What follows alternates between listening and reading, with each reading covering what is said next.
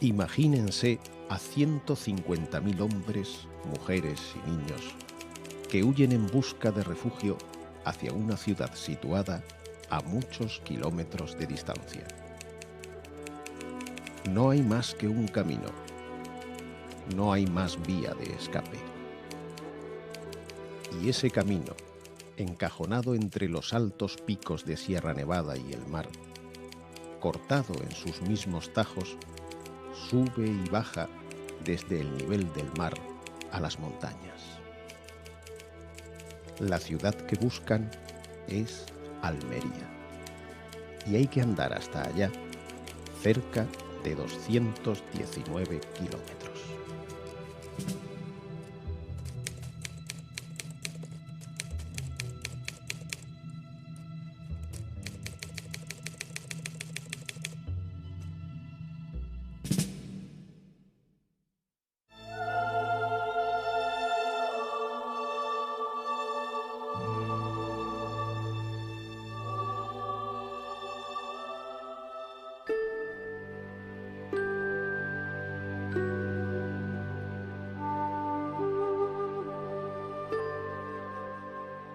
El asfalto no habla, no recuerda. Aún hoy se pueden encontrar trozos abandonados de aquella carretera, de aquella trampa mortal en la que se adentraron miles de personas. Allí permanecen, todavía, olvidados, algunos puentes, algunas curvas asomadas a acantilados imposibles, fábricas de papel o de azúcar que se jubilaron hace décadas. Fueron los testigos mudos del éxodo. Han pasado 70 años y algunos de aquellos malagueños que huyeron en masa ponen hoy voz a aquel relato, a aquel acontecimiento que la prensa internacional calificó de cataclismo humano sin precedentes o la más terrible evacuación de una ciudad en los tiempos actuales. La carretera de Almería fue un calvario de los más grandes que yo he pasado en la vida y en el mundo, porque eran nada más que ver muertos, muchas calamidades, muchos niños llorando, muchas personas, madres muertas con sus niños dándole el pecho, sus niños mamando y la madre muerta. Donde había niños, y había viejos, y había enfermos, y había embarazadas, y había de todo, lo que... En esa situación corriendo, no, pero corriendo sin tranquilidad, por el miedo a los aviones y a los barcos, porque esa maldita carretera en su mayoría está paralela al mar. Yo eso lo he tenido siempre como un recuerdo. Eso es lo único que he tenido. Siempre ese recuerdo que ha sido el único que he tenido. Del malestar que pasé en la carretera. De la necesidad y el sufrimiento. Sus historias y sus recuerdos no han sucumbido al tiempo, ni al silencio, ni al olvido. Pero aquel dramático suceso, que comienza un domingo de febrero de 1937, arranca en realidad 7 meses antes, en un país donde ha estallado una guerra civil.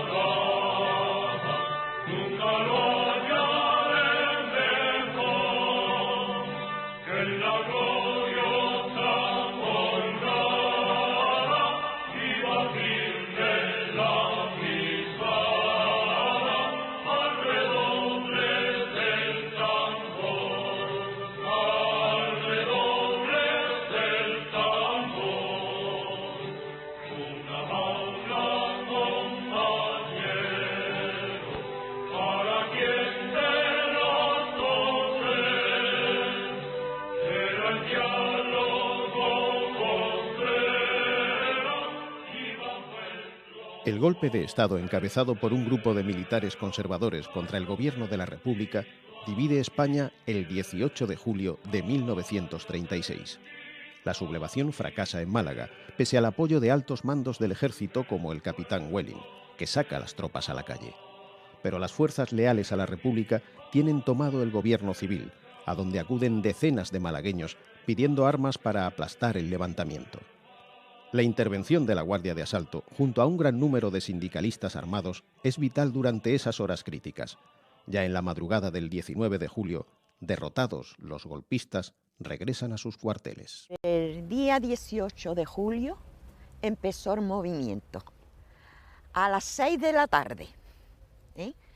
Málaga no lo esperaba eso.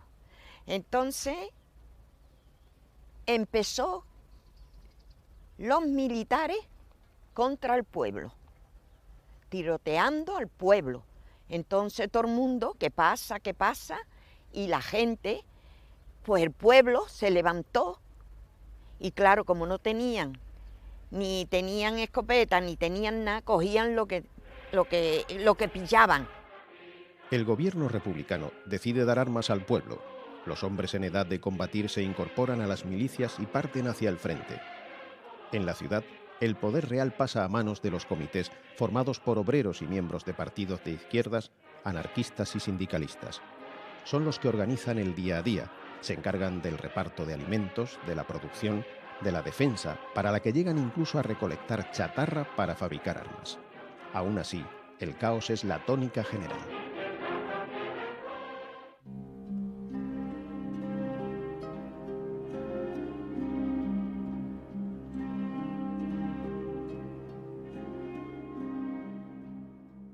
Amparados en un clima de violencia, los radicales de izquierdas arremeten contra el clero, la burguesía y los opositores de derechas.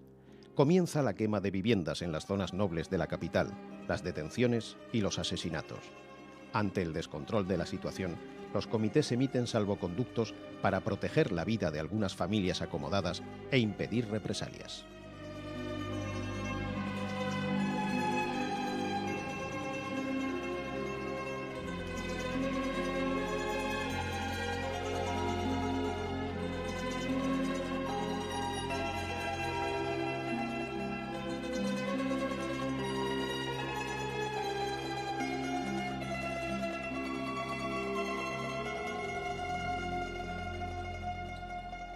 El protagonismo pasa a los líderes políticos y sindicales, ¿no? Y a la población, a los militantes, ¿no? Que son los que forman los comités y las patrullas, ¿no? Como consecuencia de eso, ¿no? Surge pues, la interpretación de la historia de que esta violencia inicialmente fue una violencia incontrolada y espontánea, ¿no? Pero no deja de ser, ¿no? Una violencia represiva que cuesta la vida, ¿no? En acciones, ¿no? Sin ningún tipo de garantías jurídicas a muchas personas que pertenecen a las clases altas, a las clases medias, a los apellidos burgueses de Málaga en aquellos momentos, ¿no?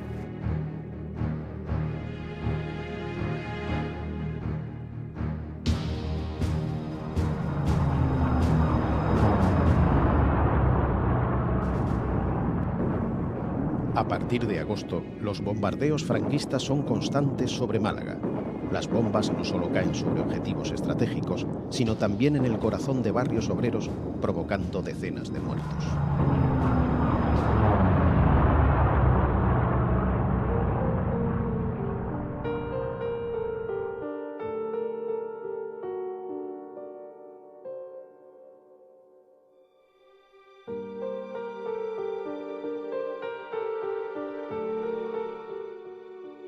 Consuelo Torres tiene entonces 11 años. Cada vez que suenan las campanas, ella, su hermano Juan y sus padres corren, como todos, en busca del refugio más próximo. Es el aviso de que llegan los aviones. El ambiente era que todos los días bombardeo.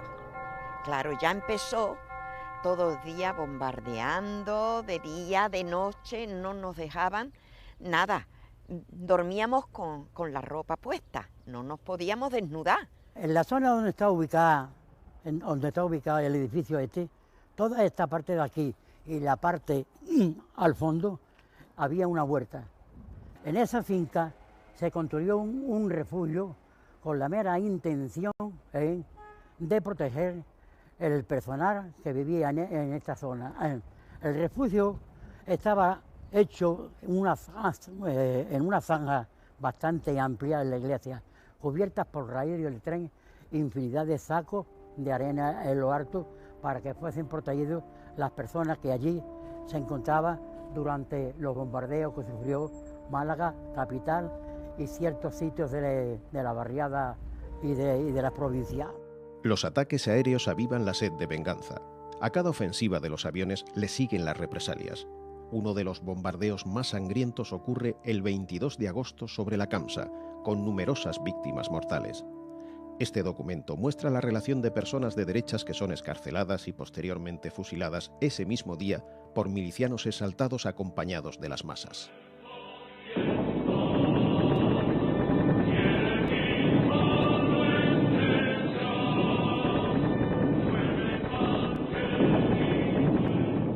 Entre agosto y septiembre, los municipios del norte de Málaga caen en cascada en manos de los nacionales, con enclaves estratégicos como Antequera o Ronda. Desde el bando republicano se silencian estas pérdidas.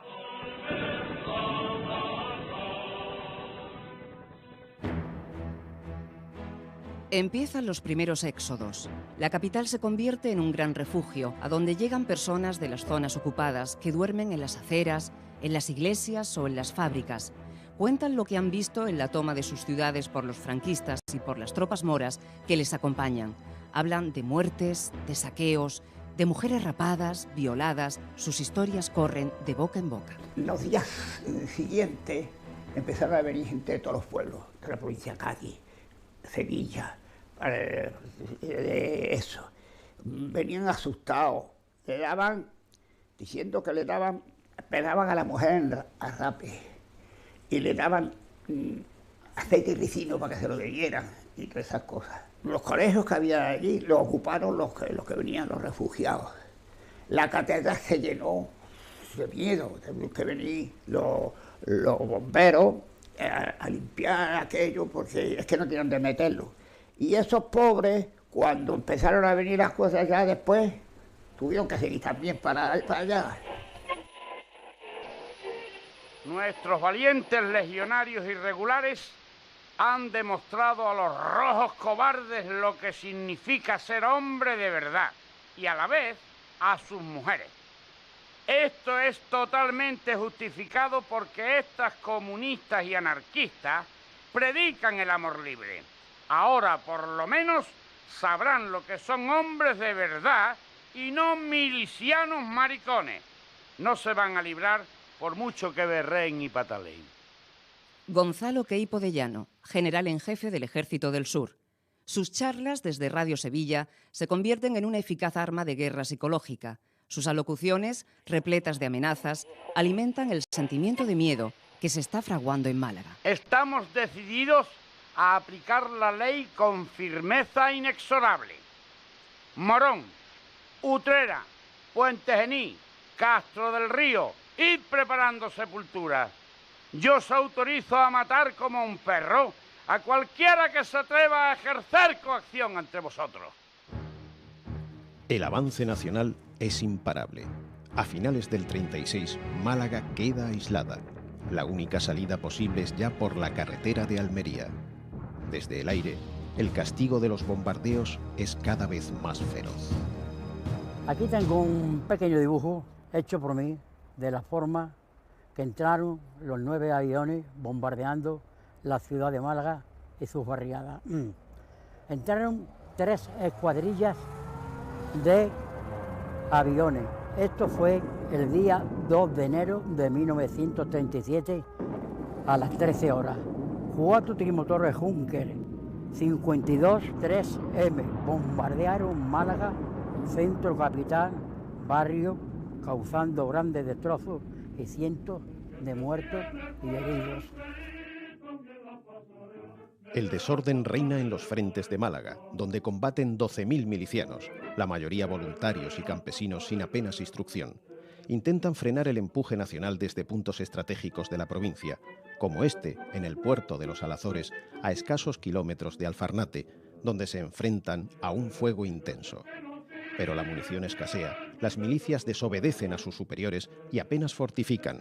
Ante la crítica situación, el diputado comunista Cayetano Bolívar acude a Valencia para pedir más efectivos. La negativa es rotunda. Ni un fusil, ni un cartucho para Málaga, le contesta el presidente del gobierno, Largo Caballero. el gran debate o la gran cuestión que siempre queda latente de si el gobierno puso el suficiente interés en la defensa de Málaga, apoyando a sus autoridades militares en la misma, con material, con hombres, en el esfuerzo de guerra, ¿no? Esta es una pregunta que todavía queda por resolver y por contestar, ¿no? Para los nacionales, Málaga no es un enclave estratégico, pero sí moral. A mediados de enero del 37, 19.000 soldados bien instruidos y armados están preparados para la ofensiva final. A ellos se suman los 10.000 temidos regulares del Tercio de Marruecos y otros 10.000 italianos de las tropas voluntarias de Mussolini. La ciudad está sentenciada.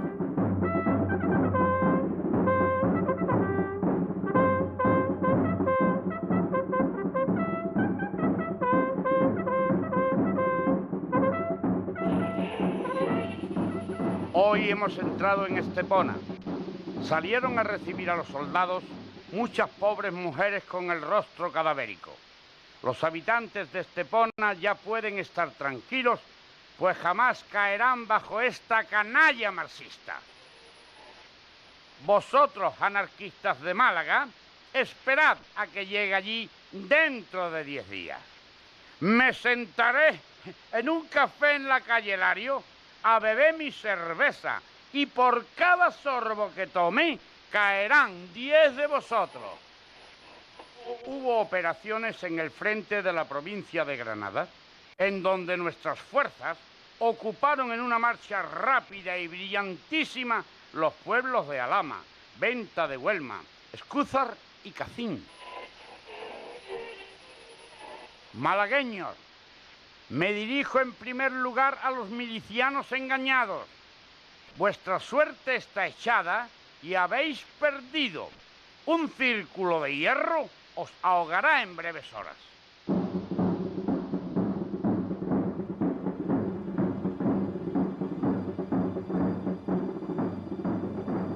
El día 7 de febrero, domingo de carnaval, amanece soleado.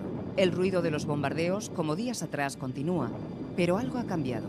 Los primeros en salir a la calle no tardan en darse cuenta. Los cañones están ahí, cercando la ciudad. Ana María Jiménez se despierta esa mañana sin imaginar que por la tarde estará ya caminando hacia Almería. En la huida le acompañarán su madre, sus hermanas, sus cuñados y otras familias de la zona de Capuchinos. Mi familia estaba en la puerta de mi tía, que era directo, se veían los montes de Málaga, se veía el Monte Coronado, que por ahí es por donde veíamos las luces, o sea, estaban viendo ellas. Yo no, yo estaba en mi casa muy tranquila lavándome los pies. Y a eso llegó mi hermana Antonia. Dice, Ana María, venga, sécate los pies, vámonos. Y digo yo, vámonos, ¿a dónde lo vamos? Dice, que están tirando bombas y ya vienen los moros por ahí. Digo yo, ¿por dónde vienen los moros?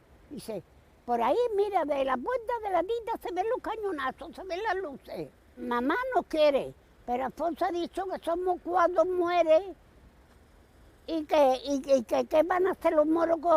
Y le digo, Pepa, que tiene usted 4 días, que vienen los moros. En otro rincón de la ciudad, Manuela, la madre de Francisca y Remedios Macías, toma la misma decisión. Han huido desde Marbella y no quieren quedarse a ver la caída de la capital. Serían las 7, porque como era el mes de febrero ya todavía había un poco de luz del día. Serían las 7 o las 7:30. Entonces todos los días estuvo de Dermá. De Dermá había unos barcos y entonces era como unos espejos y en la tierra se veía también otro, que eso era como una seña que hacían entre los barcos, que me parece que serían los barcos, el Almirante Cervero y el Canaria, estos barcos serían. A las 11 o las 10:30 serían, estábamos acostados y mi madre escuchó muchos llantos, muchos gritos, mucha la gente. ¡Ay, madre mía, que ahí vienen, ¡ay, que vienen, que vienen! Entonces mi madre abrió la puerta y dice, ¿qué pasa?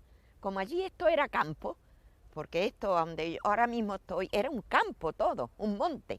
Entonces mi madre, ¿qué es lo que pasa? Dice, no, es que ahí vienen los moros y vienen la gente ahí corriendo. Pues resulta que estábamos en la casa y entonces vinieron diciendo que a mi madre y mi padre que venían los fascistas matando a los hijos delante de los padres. Y entonces mi madre cogió y dice, pues entonces nos vamos. Y fue cuando cogió mi padre un colchón de lona grande, metió todas las cosas que tenemos de valor y nos cogió a los dos y nos fuimos, que era mi hermano y yo nada más. El miedo avanza de calle en calle, de casa en casa. Algunos huyen porque tienen las manos manchadas de sangre o por su relevancia política. Otros, la inmensa mayoría, son arrastrados por el pánico. Es el caso de la familia de Joaquín Fernández, que ese mismo día, a las 7 de la tarde, emprende la marcha. Salimos de aquí, de esta casa, calle Miraflores, número 6, este es el Paseo de los Tilos, barrio de San Rafael. Entonces, antes de que las tropas llegaran a invadir Málaga, hubo un desconcierto bastante grande. La gente, atemorizada, huían bajo el temor de lo que se venía comentando, de los horrores y las cosas que venían cometiendo las tropas musulmanas que estaban aliadas con el régimen franquista. De aquí partieron familias, esta familia de enfrente, esta otra de aquí de enfrente. Con nosotros partieron también la familia paterna por parte de mi padre, que eran mis abuelos, mis tíos, mis primos, mis tías. Venimos desde el Lejío, toda la calle de la Vitoria, el compás La Vitoria, todo eso, venimos para abajo y ya llegando aquí a la aduana, vimos tanta gente que salían de todos los lados, pero ¿qué pasa? ¿Qué pasa?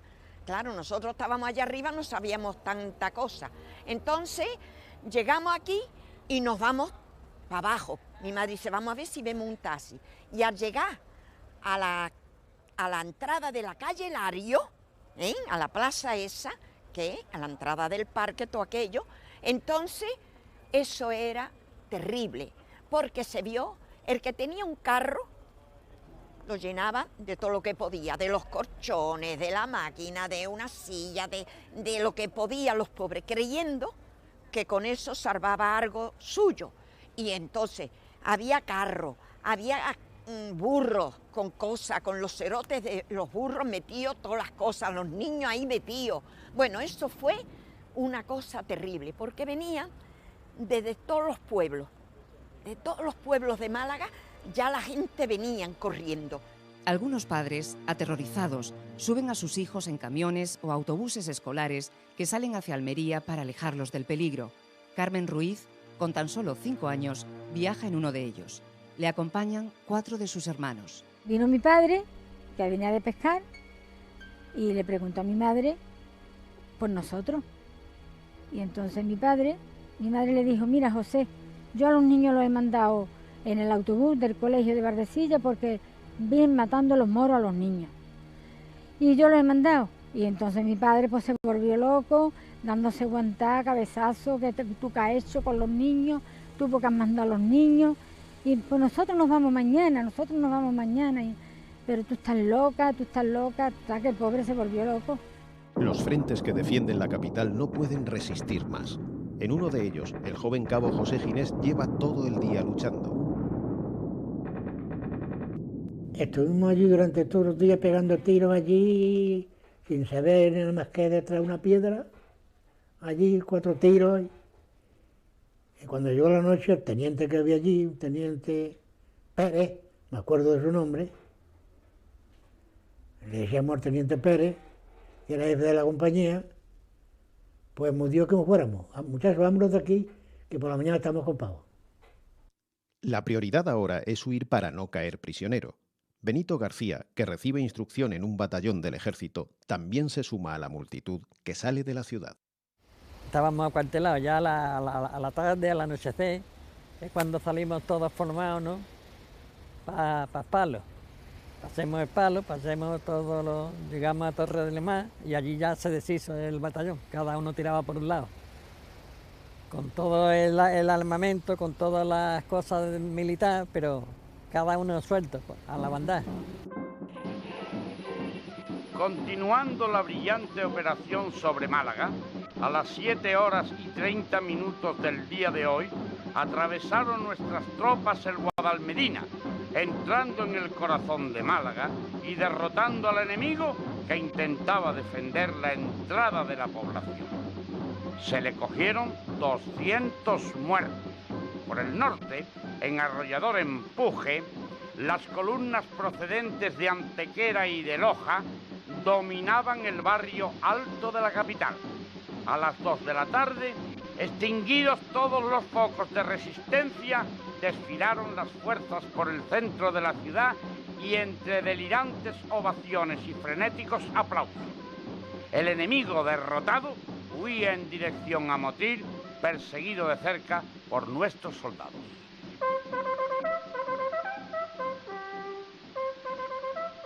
Mientras la capital está siendo ocupada, los soldados italianos entran en Vélez. Frente a ellos, una marea humana se desplaza por la costa en dirección a Almería.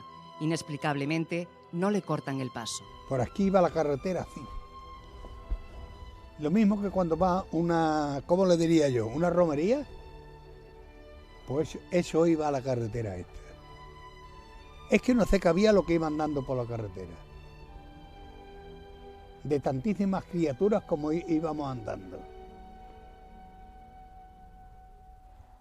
Porque no era Málaga sola, era Málaga y la provincia la que venía por aquí.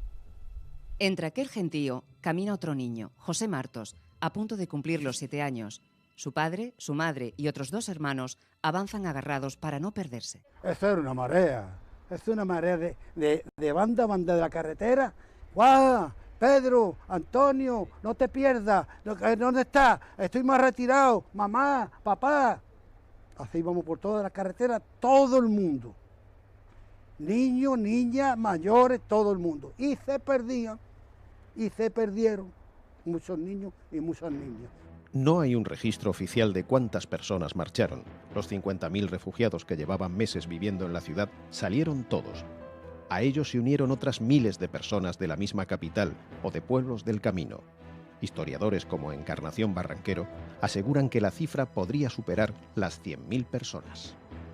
En algunos pueblos del camino de la carretera también se quedaron absolutamente vacíos porque las familias veían esa cantidad enorme de personas y pensaban qué había podido provocar esa huida de gente corriendo que parece que huían de alguna catástrofe natural, como si fuera un volcán, una inundación. Iba la gente literalmente corriendo y eso a su vez asustaba, aterrorizaba y hacía que emularan las poblaciones del camino esa riada de gente que se fue engrosando por el camino.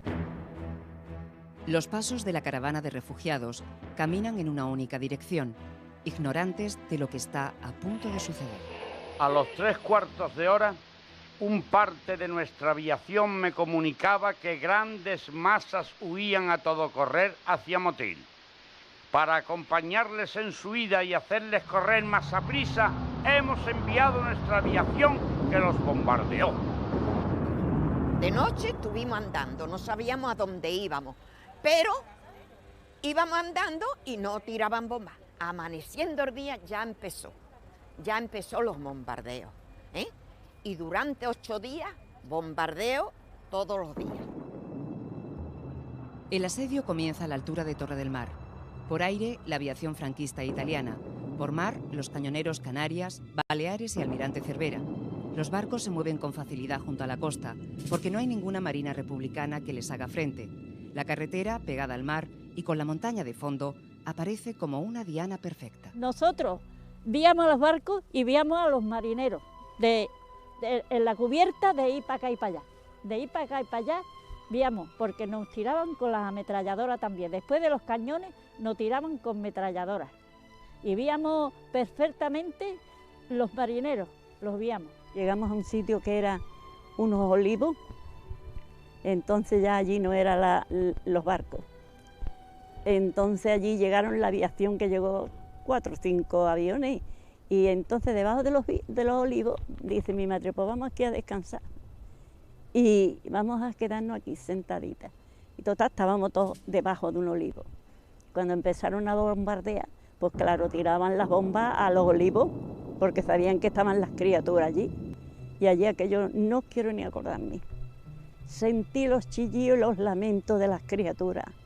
Ya mi madre en esa tribulación, se retiraron los aviones y mi madre y mi padre, venga, venga, vámonos de aquí, que las niñas no vean esto. Porque yo no vi nada, yo no vi aquella cosa que habría allí, aquella sangre, yo qué sé. No, yo eso ya no lo vi porque yo no quería ni verlo ni mirarlo. Metimos en aquella casa y resulta que había allí, se conoce, un gracioso que llevaba pistola y salió y con la pistola empezó a tirar tiros. Y entonces todo el mundo empezaron a chillar, cállese usted, que tuvimos que salirnos deprisa y corriendo, todo el mundo de allí. Porque entonces ya los de aviones y los de los barcos se dieron cuenta que aquello estaba lleno de gente. Y fue salir, no llevábamos ni unos metros andados cuando la casa entera cayó. Tiraron una bomba encima de la casa, porque se dieron cuenta que aquello había gente. El bando nacional justifica los bombardeos. Sostiene que quienes huyen son milicianos de los frentes derrotados. En Málaga los nacionales son dueños de toda la ciudad, pero es una ciudad casi desierta, con los barrios populares vacíos y las fábricas inactivas por falta de mano de obra. El general Queipo de Llano, que ha dirigido la ocupación, visita Málaga. Durante 7 meses ha sido tan solo una voz en la radio. Ahora, en persona, anuncia una nueva era y ayudas para recomponer la ciudad devastada. En los días posteriores se celebran marchas y misas en memoria de los fallecidos y represaliados por la causa franquista, que son elevados a la categoría de mártires caídos por Dios y por la patria.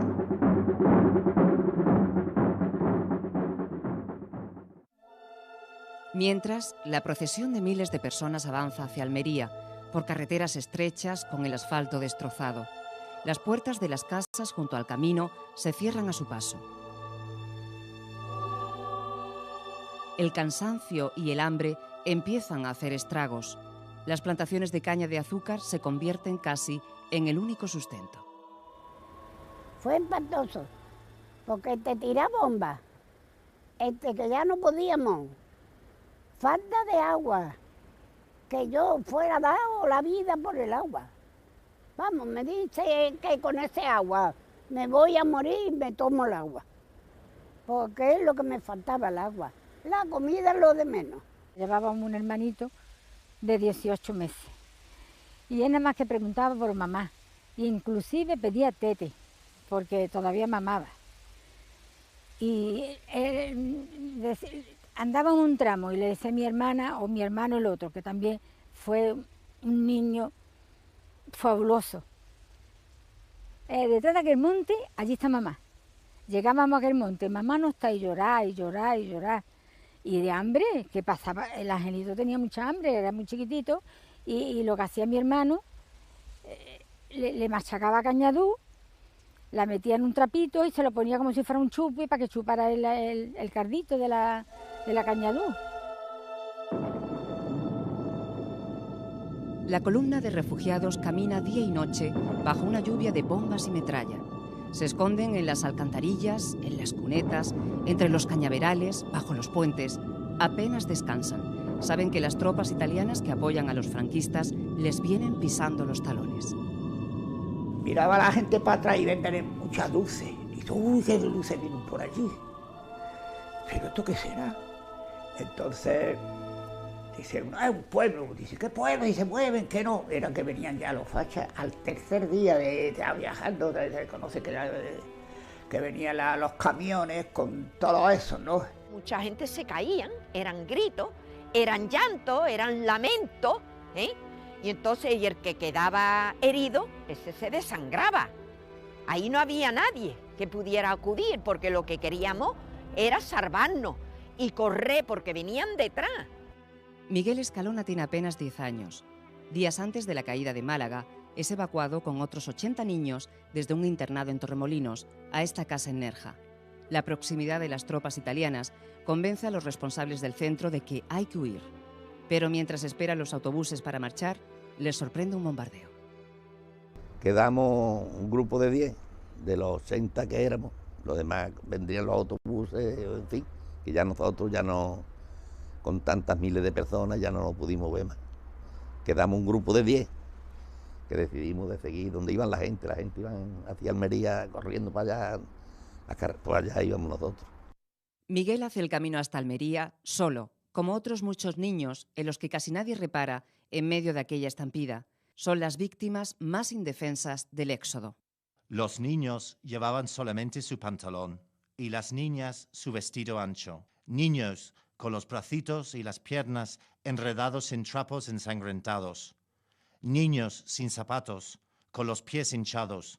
Niños que lloraban desesperados de dolor, de hambre, de cansancio. El médico canadiense Norman Bethune contabiliza más de 5.000 menores de 10 años. Cirujano de prestigio en su país, Bethune llega a España en plena contienda para hacer transfusiones de sangre en el frente. Impactado por la huida de Málaga, acude a Almería el 10 de febrero y se adentra en la carretera en sentido inverso con su ambulancia para transportar a los refugiados más desvalidos. Su diario y sobre todo sus fotos, las únicas que existen, se han convertido en el legado más fiel de estos acontecimientos. Nerja queda atrás. La estrecha carretera se adentra por Maro, Cerro Gordo, La Herradura. El camino se retuerce y las montañas forman peligrosos acantilados que caen sobre la misma orilla. Las huertas y las plantaciones desaparecen y con ellas el único sustento. Solo los pequeños riachuelos permiten calmar la sed, pero no hay tiempo para pararse. Los barcos están enfrente y los aviones no dan tregua. Los bombardeos en esta zona del trayecto se vuelven encarnizados. Yo eché por allí para beber y tuve suerte, porque yo había llegado al arroyo, que estaba muy profundo, y la aviación se presentó un aparato bombardeando, detrás de que salió bombardeado que era otro A35. La carretera. Cuando yo salí al puertecito, al alto de la carretera, el mar pegado a la carretera y un acantilado bastante alto. Eso no hay palabra para describirlo. Eso no se puede describir más que viéndolo, porque es que nadie se puede tener idea de lo que allí hubo. De muertos, heridos. Y aquello era desgarrador. Ay, no hay quien me ampare. Ay, y el que podía andar, lo que iba era a quitarse el medio. Aquí todos muertos, ahí todos muertos, todos, por todas partes. No solamente la carretera aquella, todas. Porque los barcos, 3, 4, 5, no me acuerdo muy bien cuánto había, así de proa, viniendo para acá. Entonces, cuando nosotros enfilamos, salido de Maro para acá con mis padres, nosotros los hermanos y eso, como cualquier familia, pues entonces nos encontramos los primeros muertos, pues entonces cuando llegamos ya arriba y empezamos a encontrar los primeros muertos, nos habíamos salvado del bombardeo, que si nosotros hubiéramos venido con ellos, también fuéramos caídos. Vi una camioneta que en un barranco prácticamente casi igual al que estamos ahora aquí, estaba encallada. Comentaban, ahí han bombardeado una camioneta, ¿qué tal? Yo el solo hecho de ver a ver si algunos componentes de los que había allí podía ser algún familiar mío de los que iba caminando con nosotros. Me asomé, aquello era para cerrar los ojos.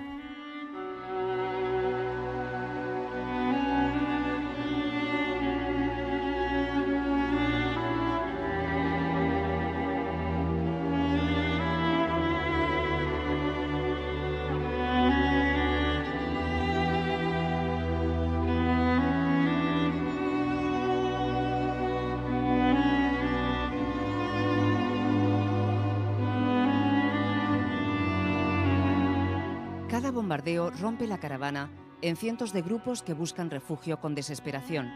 En el tumulto, las familias se dispersan. Hay hermanos que se separan, madres que pierden a sus hijos. Algunos se reencontrarán durante el trayecto o al cabo de los años. Otros no volverán a verse. Coge al niño tú, le dijo mi madre, y yo me ocupo de la niña. y ya cada uno va con uno. Pero mi padre viene en ese momento, mi padre dice, voy ahí a entrar ahí a las Cañaduces. Y mi hermano le dice, papá, me voy con mamá. En ese momento vienen los aviones. Eso venía a cada instante. Iban, cargaban y volvían. Y entonces, ahí fue donde mi hermano se pierde. Mi padre cuando se perdió, mi madre pues se quedó lo que le pasa a todas las madres. Se quedó congelada, se quedó ella y con 4 hijos a la vez al lado, y a ver lo que hacíamos todos a nosotros, andando todos y todos pegados a nuestra madre. De modo que eso es lo que hacíamos. Pero yo cuando vi a los muertos en la carretera, mi misma madre me decía, ay, será tu padre, y yo le cogía la cabeza, la volvía, le ponía boca arriba, mi madre miraba y decía yo, este no es mi padre. Ya mi madre no quería andar, ni quería correr, ni quería nada, que yo me mato, que yo para qué quiero sin mi hijo, yo no puedo vivir sin mi hijo. Y entonces, cuando ella veía a los niños, que muchos estaban perdidos, muchos niños perdidos, se extraviaban. Entonces de noche mi madre, ay, este es mi hijo que la habrán matado, y tocaba todo, al que estaba muerto, al que no quería andar. Cuando íbamos por la carretera, todos los bultos que veía, este puede ser que sea mi niño, yo no quiero andar. Y entonces iba cogiendo niños, porque se encontraban niños llorando. ¿Y tú cómo estás perdido? Pues no sé, yo no sé, cuando vinieron los aviones yo salí corriendo y ya no he visto más a mis padres, ya no eso. Entonces mi madre iba cogiendo a algunos niños. Había mujeres que no podían dar un paso más. La sangre de las úlceras de sus piernas hinchadas tenían de rojo sus alpargatas blancas. Muchos viejos abandonaban toda esperanza y tumbados en la cuneta del camino esperaban la muerte. Mi abuela decía, ay, dejarme aquí, que yo no puedo más, porque antes de llegamos 3, dejarme aquí. Entonces la dejamos, me acuerdo que era que hacía cuesta arriba, y la dejamos en una casita y le dijo la señora de aquella casa, dejadla aquí, que yo no me voy a ir de aquí. Y ella se va a quedar aquí y allá aquí no le va a pasar nada. Pues nos acerco, yo hacía orinar en un lado y mi madre, y entonces resulta que yo veo una cosa y siento llorar un niño. Siento llorar un niño y miro para el niño y veo a la criaturita con la madre, que no me se olvida hasta lo que llevaba la madre. Llevaba un traje, la chaqueta azul, una chaqueta azulina. La madre muerta y el niño al ladito de ella, llorando. Yo, pues ya sabe lo que pasa. Ay, decía mi madre y yo las dos llorando, viendo aquel cuadro y que no podíamos socorrerlo. La muerte, siempre presente durante el camino, también campa a sus anchas en la capital abandonada. La suerte ha cambiado y ha llegado la hora de ajustar cuentas. Las cárceles se llenan y se crean campos de concentración. Las víctimas de la represión están ahora en el bando republicano. Empezaron las detenciones y los señalamientos hacia aquellas personas que habían sido militantes de partidos del Frente Popular o habían tenido alguna actividad política sindical anterior. Incluso la gente que volvía de la carretera de Almería, que fue alcanzada por esta zona de las afueras de la ciudad, fueron detenidas en esos primeros momentos. Centenares de hombres y mujeres son fusilados durante los primeros días en los muros del cementerio de San Rafael y enterrados en fosas comunes. En su parte de defunción se oculta el motivo real de la muerte y aparece siempre la misma explicación: heridas por arma de fuego.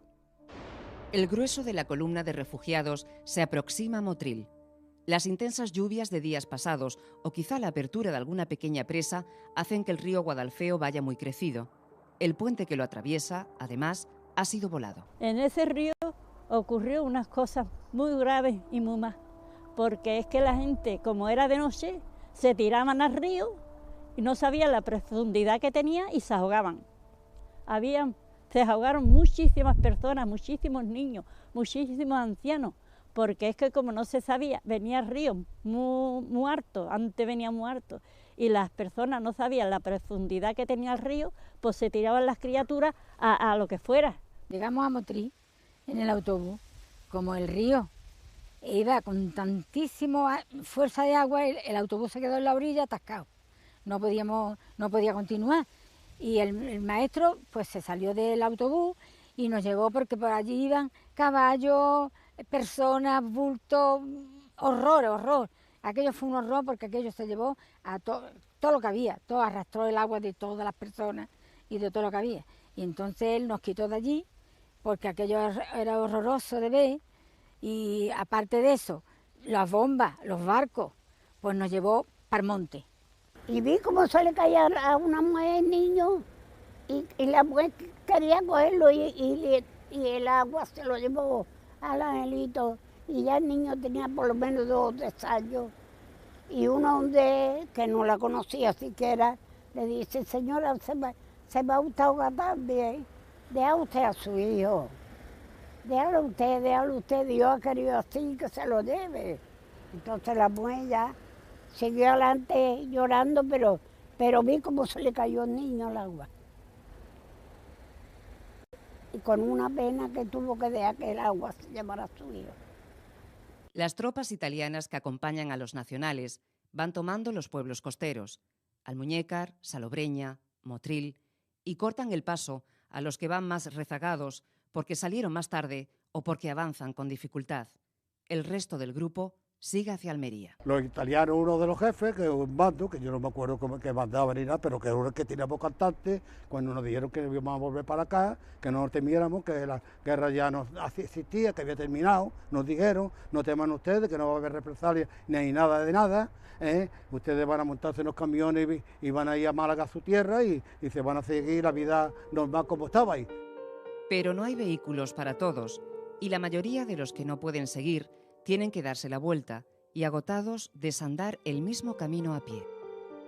La Málaga que encuentran es ahora diferente a la que abandonaron hace apenas unos días.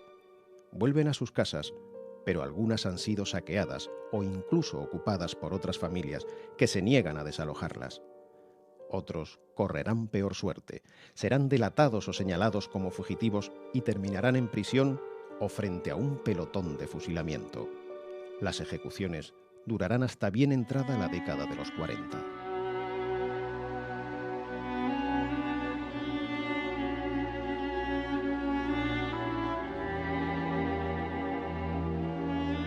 Las paredes del cementerio de San Rafael no daban tiempo a rebellarlas, porque para qué la iban a rebellar, si el día siguiente estaba llena de agujeros otra vez, de los impactos de las balas.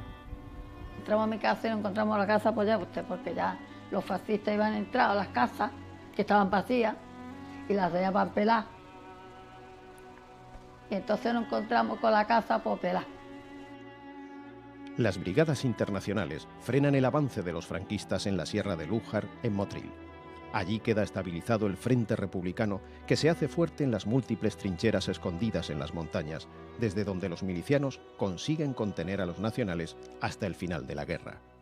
Las tropas, por tanto, ya no siguen de cerca a los refugiados y quienes no han sido alcanzados en el camino continúan su peregrinaje. Los bombardeos tampoco son tan intensos ni frecuentes, pero la fatiga y la inanición son ya tan mortales como la metralla. Andando y comiendo caña de azúcar y lo que cogíamos por el camino, habas, y inclusive yo recuerdo de haber comido cáscara de haba pisoteada, desmayado que íbamos, pues lo que se presentaba. Yo he comido cáscara de haba pisoteada. Iban cansados andando, ¿no? Y cuando veían a alguien en una bestia, veían un mulo, veían un caballo que venían subidos, pues querían que pararan, que se echaran abajo para subirse otras personas mayores ya, ¿no? Que iban cansados, ¿no? Porque llevaban las piernas, llevaban trapos liados de las piernas hinchadas, los pies, ¿no? De tanto andar. Y no querían echar hasta abajo, entonces se liaron a tiro con él y lo echaron abajo. Yo llevaba unas sandalias, se me quedaron atascadas porque iban tantas cosas en el autobús, pero mi hermana con 14 años que tenía, era una persona con un talento y muy activa y era muy caritativa y entonces ella pues cogió y allí había tantas ropas tiradas que era hacer trozo de tela, amarrarnos. A mí me lió los pies porque yo los llevaba llenos de cortes de ir descalza porque me quedé sin zapatillas. Llegamos ya a ese pueblo que era todo era playa. La carretera estaba al lado de la arena de la playa. Y entonces vimos dos aviones que se estaban peleando arriba. Entonces todo el mundo, uy, dos aviones. No sabíamos si eran que venían a bombardearnos, pero como veíamos que los aviones iban de un lado para otro y se iban ametrallando, entonces hubo un avión que se fue. Y el otro fue planeando y cayó al mismo borde de la playa. Como fuimos a ver eso, ahí encontramos a mi hermano. Ahí un miliciano que había parado en mi casa se lo encontró en la carretera. Almería está aún a bastantes kilómetros. En la carretera empiezan a circular camiones con milicianos y voluntarios que recogen a los que se hallan en peores condiciones, a los ancianos y a los niños. También está la ambulancia de Norman Betune. El médico y sus ayudantes enlazan el día con la noche, sin descansar, evacuando a la gente. Difícil tarea la de elegir entre todos. Mira a este niño. Este va herido. ¿A quién íbamos a subir al coche? ¿A un niño que se moría de disentería? ¿O a la madre que nos miraba silenciosa, apretando contra su pecho al pequeño que había nacido en el camino? Ya cuando estábamos cerca de Almería, pues vinieron unos milicianos y traían una camioneta y les dio, claro, tanta pena de vernos a tantos niños como íbamos, todos destrozaditos y heridos, y nos metieron como pudimos meternos, porque la camioneta no era muy grande, pero vamos, entramos todos. Y esos fueron los que nos llevaron a Almería.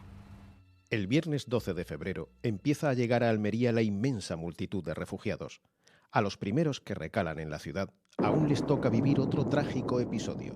Como si no fuera bastante haber bombardeado y cañoneado a esa procesión de campesinos a lo largo de su caminata interminable. Cuando el pequeño puerto de Almería estaba atestado de gente refugiada, los aeroplanos fascistas desataron sobre la población un nutrido bombardeo. Cuando se habían alejado los aviones, levanté del suelo los cadáveres de 3 niños. La calle parecía una verdadera carnicería. Nosotros al llegar, mi madre lo primero que hizo con los niños, eran cuatro chiquillos, 4 pequeñitos, dijo, voy al comité y yo entrego a estos niños. Cuando llegamos a Almería nos cerraron las puertas, no querían ni que nos pusiéramos en la cola del pan ni nada. Entonces llegamos a aquel almacén que ya había muchísimas personas y los piojos se le quitaba una así. Los piojos se lo quitaba una por millares cuando llegamos allí. Y no teníamos ni ande lavarnos, ni ande ponernos más ropa, ni ande nada. Y ya cuando llegamos a Almería, pues nos presentamos en el Socorro Rojo Internacional, que era a la que pertenecíamos nosotros ya, el colegio. Y allí nos dieron de comer, nunca se me ha olvidado que nos dieron patata con carne. Eso nunca se me ha olvidado. Y allí pues nos prepararon ya, y ya nos montaron después en trenes al día siguiente, y ya fuimos a parar a Barcelona. Almería duplica en tan solo unos días su población, que pasa de 50.000 a más de 100.000 habitantes. Pero la ciudad es solo una estación de paso para los refugiados malagueños. Derrotados, sucios, incluso enfermos, buscan alejarse lo más posible de la zona nacional. Su recorrido prosigue en trenes con destino al Levante o a Cataluña, aún bajo poder republicano. Hay quienes incluso terminarán en el exilio. A otros les espera el frente. Es 1937 y aún quedan 2 años más de guerra. Salimos ya de la cola que estábamos haciendo y nos vamos para la estación. Y la estación era tomada que iba a la estación, porque querían ir a otro pueblo más lejos, contra más lejos mejor. Entonces, claro, el tren lleno de gente y de niños. Las calles, la estación llena. El que podía cogía y se iba, remorcaba. Nosotros entramos. Como pudimos, por ahí entramos los 4. Mira, el tren era de esos que llevan a los animales, no como los que llevan hoy los animales, mucho peores. El tren, y llegamos a Valencia, y yo me acuerdo que me asomé, llegaba un tren, pero un tren de pasajeros, y me asomé. Yo cuando vi la gente vestida, limpia, yo me metía para adentro porque me daba vergüenza de que me vieran tan sucia y tan malamente. Me metía para adentro. No decía ni a mi madre ni a mis padres, no decía nada ni a nadie. Y entonces mi hermano me cogió y dice, en un barco de estos, o en un tren de estos, te vas y te vas para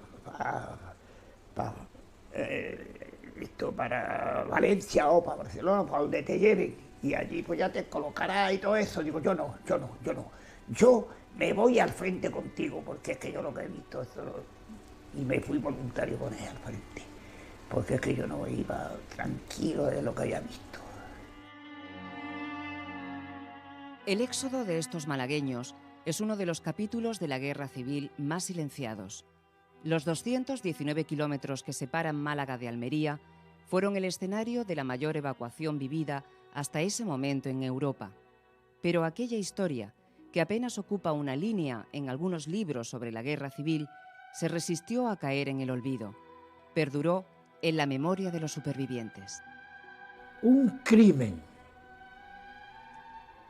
No tiene más que una frase.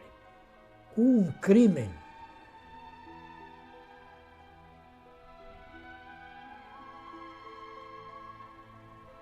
Porque no se puede castigar a un pueblo porque piense de otra manera, y eso bombardear la carretera, porque una cosa es, si se va a las trincheras y se bombardea, allí está el enemigo, buscamos la destrucción del enemigo, pero una carretera, gente, en mayoría, el 90% de lo que había allí, no eran combatientes, eran personas honradas.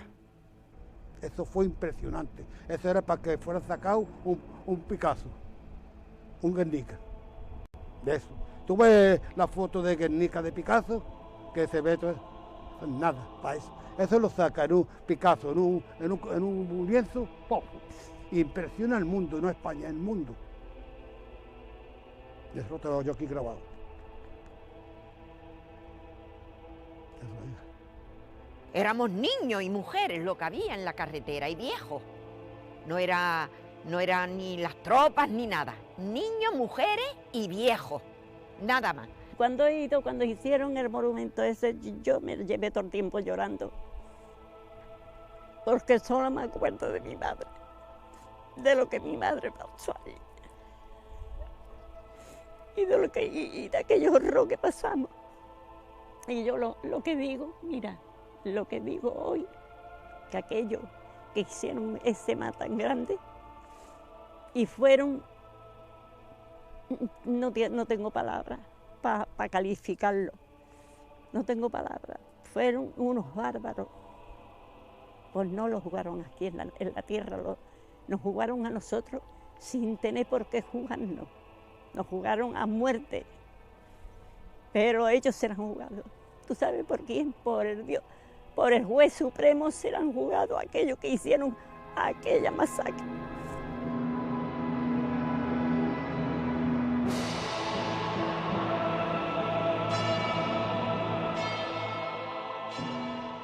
Se desconoce la cifra exacta, pero se calcula que pudieron perder la vida entre 3.000 y 5.000 personas.